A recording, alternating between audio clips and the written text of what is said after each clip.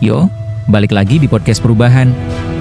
Hari ini kita bakal reas salah satu kalimat yang menurut gue, bukan cuma bikin merinding, tapi juga ngingetin kita soal arti gotong royong, perjuangan rakyat kecil, dan kepemimpinan yang punya hati. Kalimat ini disampaikan Anies Baswedan waktu ngeresmiin jembatan di Pandeglang. Jembatan ini mungkin kecil, tapi maknanya gila sih, gede banget. Jembatan ini bukan hanya menghubungkan dua tepi sungai, tapi menyambung persaudaraan dan menyulam harapan. Keren sih, kalimat pembuka aja udah dalam banget. Ini bukan sekadar proyek beton, bro. Ini soal koneksi manusia. Jembatan bukan cuma bangunan, tapi simbol persatuan. Kapan terakhir kali lo denger pejabat ngomong kayak gini? Harapan.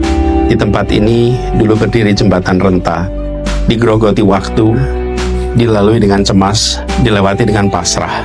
Namun, langkah tak pernah surut, anak-anak tetap melangkah, ibu-ibu tetap membawa hasil panen, para petani tetap berangkat, dan meski tanah licin dan papan berderak, di tengah segala keterbatasan, tekad itu tak pernah runtuh. Kini berdiri jembatan yang baru, lahir dari tangan yang tak ingin menyerah, dan dari hati yang memilih menyatu.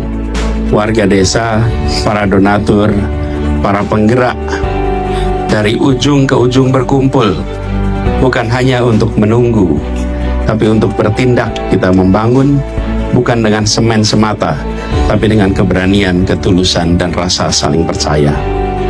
Ini bukan bangunan biasa, ini adalah keberanian yang dijahit jadi wujud. Ini adalah titian persatuan, sambung menyambung, menjadi satu untuk Indonesia.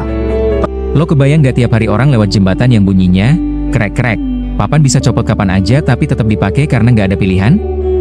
Ini realita rakyat kecil yang sering gak kedengeran suaranya. Dan Anies bener-bener ngangkat itu.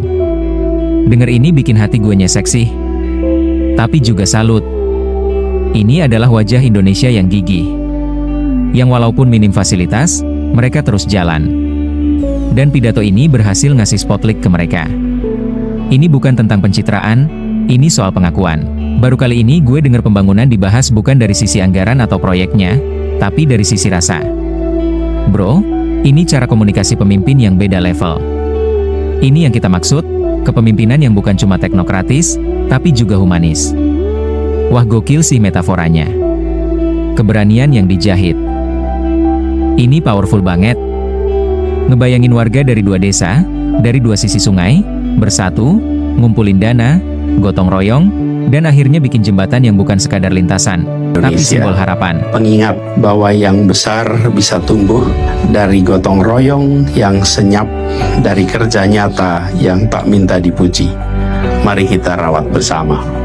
Dari ujung paling barat Pulau Jawa di Kabupaten Pandeglang, aksi bersama memulai langkah untuk memberikan kebermanfaatan bagi semuanya.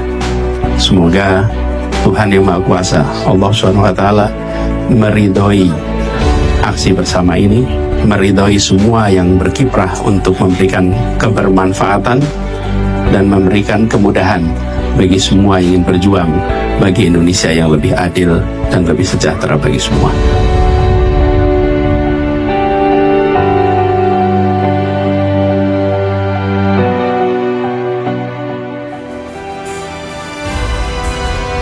Ini dalam banget.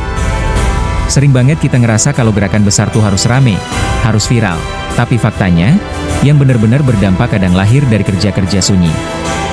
Gak nyari pujian, tapi nyata. Dan ini yang sering dilupain. Penutup yang bikin kita mikir. Visi Indonesia adil dan sejahtera itu bukan retorika, tapi langkah nyata. Dan ini bukan soal Aniesnya aja ya, tapi tentang nilai yang dia bawa. Kolaborasi, empati, keberpihakan. Ini pidato kecil, tapi isinya gede banget. Buat gue pribadi, ini bukan reaction biasa. Ini pengingat bahwa pembangunan gak cuma soal fisik, tapi tentang kehadiran negara di sisi rakyat. Lo setuju nggak? Tulis di kolom komentar, dan jangan lupa like, subscribe, dan share biar makin banyak yang ngerti. Perubahan gak lahir dari marah-marah, tapi dari gagasan dan aksi nyata.